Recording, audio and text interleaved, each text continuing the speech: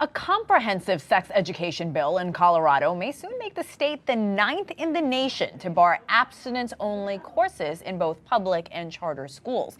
It would mandate teachings about safe sex, consent, and sexual orientation. But opposers of the bill argue teaching abstinence is only effective to delay teens from having sex. Now, this is just a snapshot of the national debate going on across the U.S. around sex education. 37 states currently require abstinence be covered or stressed in sex education programs, while only 13 require sex education to be medically accurate. Dr. Jennifer Caudle, family physician and associate professor at Rowan University, joins me now to discuss. Doctor, always a pleasure having you on the show. Thank you. So I'm curious what you think. You always bring such great insight. As a physician and an educator, what is your professional opinion on teaching students about sex at school? Yeah. So I'm a family physician. And first of all, I'm a fan of comprehensive sex education programs. And that's really important as opposed to, say, the abstinence only programs. And I'll tell you the reason why I feel this way.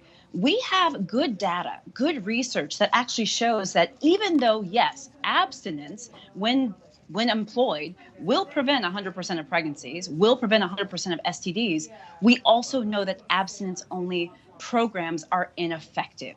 That is a fact. We have data that shows that.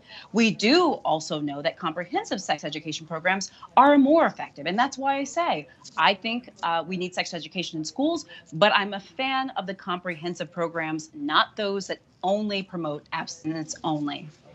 So many opposers of sex education programs in schools say the information promotes sexual behavior. Has this proven true, or is it in fact the opposite?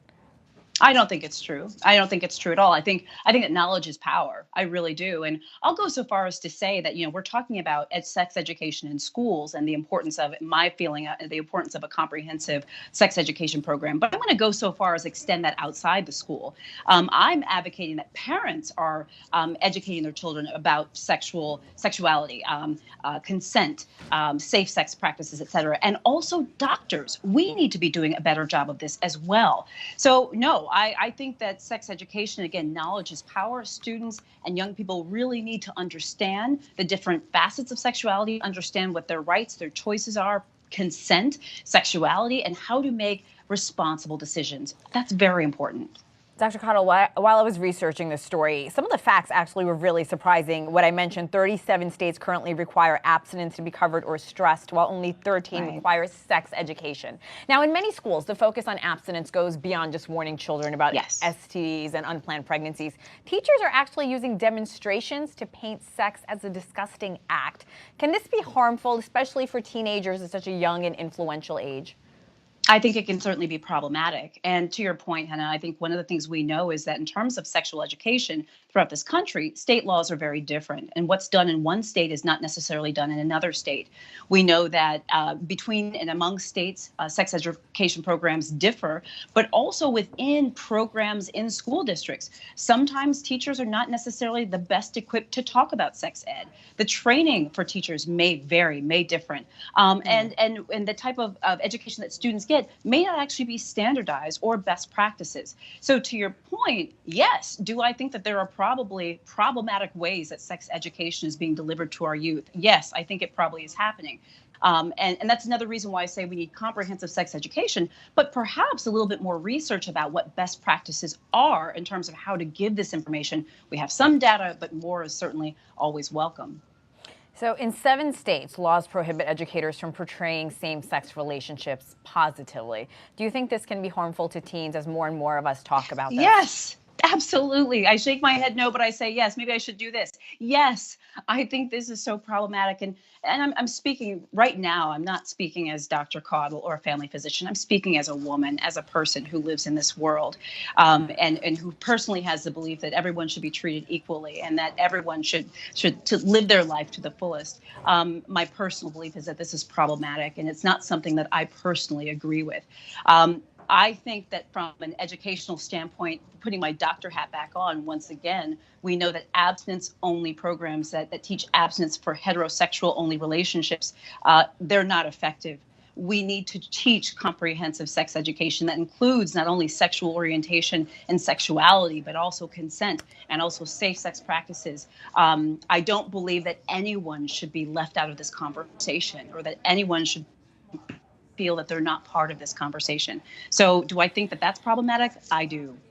So we've talked about the responsibility, or maybe lack thereof, when it comes to schools. What about at home? Do you believe parents have an equal responsibility in sex education, or should they just leave it to the schools? No, this is a sort of an age-old question with so many things, right? Our teachers in our country do so much work, and shout out to the teachers out there who do an amazing job with students.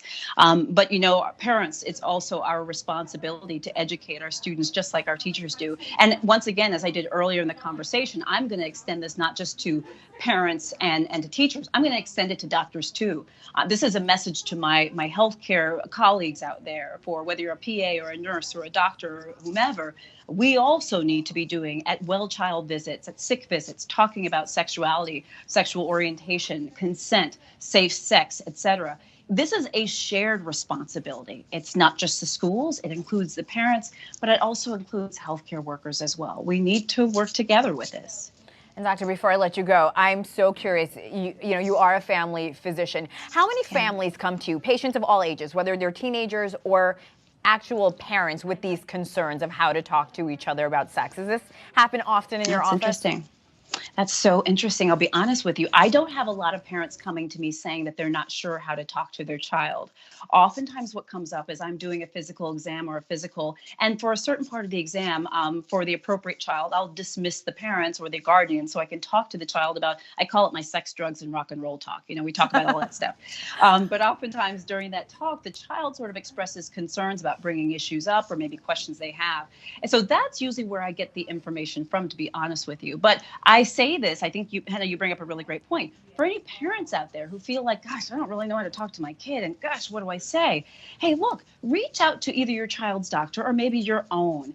Reach out to a healthcare professional or a qualified individual and just say, hey, what are some suggested ways I can bring this topic up? What materials are there, books, pamphlets, whatever you need, that are good evidence-based ways to talk about this with your child, just to get some help. And don't be ashamed about that.